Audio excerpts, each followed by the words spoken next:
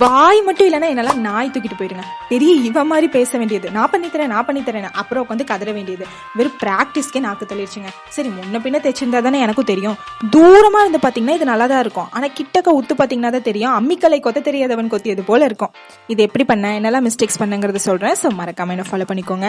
இப்போ மட்டும் நல்ல விளையாட்ட பேசுவேன். சரி வாங்க பார்க்கலாம். இந்த மெஷர்மெண்ட் படி பெர்ஃபெக்ட்டா டாப் போர்ஷனை மார்க் பண்ணி கான்ஃபிடென்ட்டா தப்பா வெட்டுறேன் பாத்தீங்களா. அந்த கர்வை முதல்ல நான் வரையவே இல்லை, அப்புறம் உட்காந்து அரடான்னு மறுபடியும் முதல்ல இருந்து பண்ணேன். ஒரு கையை வெட்டி போட்டுட்டு 2 ஷோல்டரையும் ஜாயின் பண்ணிக்கிட்டேன். முன்னாடி அந்த ஃப்ரில் பண்றது ரொம்ப கஷ்டமா இருக்குங்க. நல்லா லென்த் எல்லாம் கரெக்டா வச்சு பார்த்து தான் பண்ணேன். தைக்கிறப்ப கூட நல்லா தான் இருந்துச்சு. தைச்சு முடிச்சதுக்கு அப்புறம் பாத்தீங்களா கஞ்சத்தனமா கொஞ்சம் தான் இருக்கு.